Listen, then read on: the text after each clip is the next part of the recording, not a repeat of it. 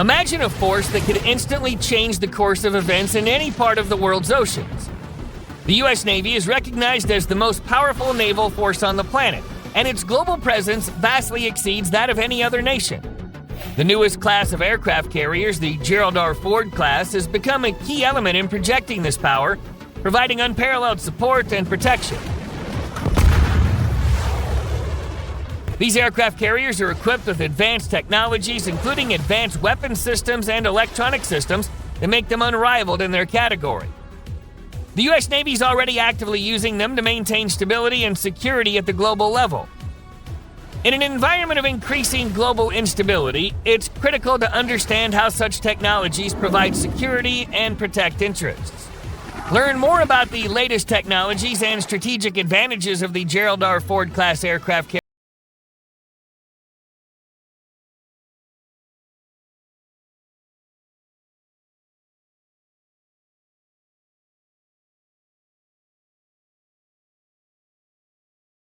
At the end of the 20th century, the United States gave the world many innovations. The Cold War was over, and the digital era was already confidently looming on the horizon. It was an ideal moment for revolutions in military technology, but also an ideal period of peaceful calm to prepare for possible future conflict. In the process of this very preparation, the ambitions of the U.S. Navy resulted in the creation of the most powerful and expensive aircraft carrier on the planet. Ford inherited the name from the 38th President of the United States, Gerald Ford, and the design from its predecessor, the Nimitz class. However, this didn't mean at all that the ship was going to rest on the laurels of its great ancestors. The engineers managed to create a masterpiece of their time with a margin of strength for decades to come, integrating dozens, if not hundreds, of secret and not-so-secret technologies. It often takes about 5 years to create such sea monsters, but Ford, to put it mildly, turned out to be not the most typical character. Therefore, its construction began in 2009, and commissioning had to wait until 2017. And even this, unfortunately, could not save this Atlantean from childhood illnesses. However, up until 2022, the ship had done a tremendous amount of work on the bugs, getting rid of all the initial problems, and leaving the Norfolk Naval Base went on its first cruise across the Atlantic as part of the task force exercise.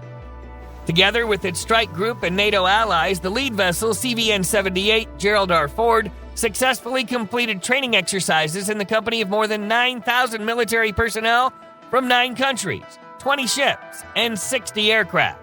Ford's second swim turned out to be much longer. In May of 2023, it left its native Norfolk, arriving in Oslo, Norway, to participate in NATO exercises, and at the same time accepted the Norwegian Crown Prince Haakon on board. It then went to the Arctic for further exercises and then sailed towards the Croatian Split. After all, the crew also needs to rest. At the beginning of October 2023, the aircraft carrier conducted naval exercises in the company of the Italian fleet in the Ionian Sea. It would seem that nothing foreshadowed trouble, but as you know, evil has no days off. On October 8, 2023, the day after the Hamas attack on Israel, U.S. Secretary of Defense Lloyd Austin dispatched a carrier strike group led by CVN-78 to the eastern Mediterranean to support regional containment efforts.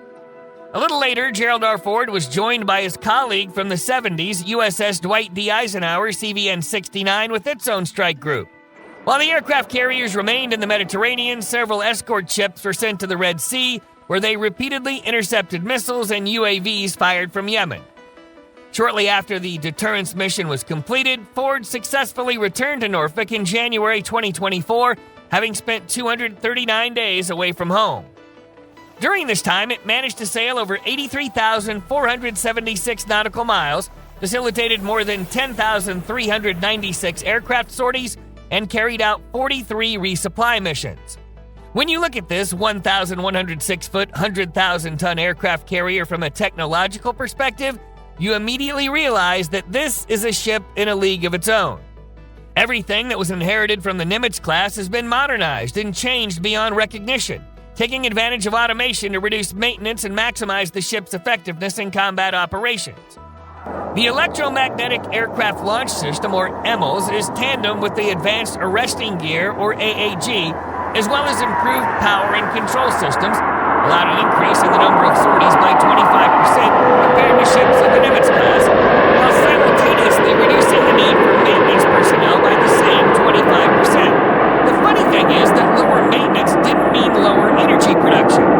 This is because the new Bechtel A-1B nuclear reactors created specifically for the Gerald R. Ford class are many times more powerful than the engines of its predecessor.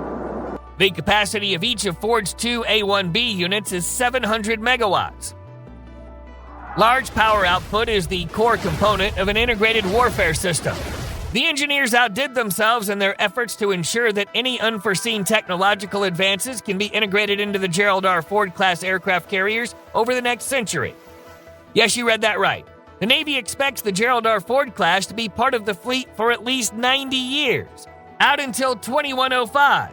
Consequently, the ability of these ships to successfully onboard all new technologies throughout their operational life plays a critical role. Additionally, all current CVN-78 systems use only half of the power generation capacity. The Integrated Active Electronically Scanned Array Search and Tracking Radar System became Ford's eyes and ears. Ford has successfully implemented dual-band radar, DBR, originally developed by Raytheon specialists for the innovative Zumwalt-class destroyers. However, the dual-band radar will be replaced by the Enterprise Air Surveillance Radar, ESR, in the second ship of the CVN-79 John F. Kennedy class. The reason for this decision apparently was the price. It's $180 million lower than DBR, which Raytheon valued at $500 million. The Ford class can carry up to 90 aircraft, including U.S. Navy Boeing FA-18EF Super Hornets and Lockheed Martin's latest F-35C Lightning II, Boeing EA-18G Growler electronic warfare aircraft, Grumman C-2 Greyhound cargo aircraft, long-range radar detection, AWACS, Grumman E-2 Hawkeye, Sikorsky SH-60 Seahawk helicopters, and UAVs of various sizes. Realizing that drones are the future, back in February 2021, the U.S. Navy conducted tests using a Logistics Unmanned Air System, UAS prototype called Blue Water UAS. During these tests, the UAV successfully delivered lightweight logistics equipment to the ship from the Norfolk Naval Station while the aircraft carrier was in port with the U.S. Navy. One of the main technological revolutions of the ship, and its concurrent headaches, was the Advanced Weapons Elevators, AW, thanks to which the rearmament tasks for aircraft will become possible in minutes, not hours. Traditional freight elevators use hydraulics and cables to raise and lower platforms. These labor-intensive and relatively slow devices were replaced by elevators with electromagnetic motors at Ford. The lead ship, USS Ford, received 11 such elevators. They travel at speeds of up to 150 feet per minute and carry up to 24,000 pounds of ammunition. Overall, the Navy's FY 2025 30-year, FY 2025, FY 2054 shipbuilding plan, the U.S. service intends to increase the number of its manned ships to 381 units, including 12 aircraft carriers. Of course, the main ones should be Ford-class ships. Nowadays, this is represented by the already operational CVN-78 Gerald R. Ford, as well as 4 planned vessels. CVN-79 John F. Kennedy, currently undergoing finishing and expected to enter service in 2025. CVN-80 Enterprise, which will join its colleagues in 2029. CVN-81 Doris Miller, scheduled to enter service in 2032. CVN-82, still unnamed, with entry into service no earlier than 2036. The USS Kennedy will cost taxpayers slightly less than the lead ship, $11.341 billion versus more than $12.8 billion for the USS Ford, with $4.7 billion in research and development (R&D) costs. The USS Enterprise is currently under construction at Huntington Ingalls Industries, Newport News Shipbuilding in Newport News, Virginia. It'll be the first aircraft carrier designed entirely using digital platforms and will also increase the number of aircraft it can carry to 100, according to some sources. Having addressed some of the gaps in spending planning, the U.S. Navy decided to use some of the materials from previous ships, as the U.S. Air Force does with its fighters. For example, by 2022, approximately 20,000 pounds of steel had been successfully recovered and recycled for inclusion in the CVN-80 design. Experts will soon have to process another 15,000 pounds. Among other donor elements, we can recall the windows taken from the USS Enterprise CV-6 of the same name, a Yorktown-class aircraft carrier originally from the 1930s. Interestingly enough, the U.S. Navy managed to avoid potential delays in the creation of the CVN-80 Enterprise and CVN-81 Doris Miller due to the fact that they bought them at the same time, and the modification of the dry dock at the Newport News Shipbuilding Shipyard allows the construction of 2 aircraft carriers at the same time, which is also positive affects production rates. The main danger for these 1,000-ton masters of the seas may be enemy hypersonic missiles. Recognizing this risk, the U.S. Navy is actively working on various programs to introduce combat lasers.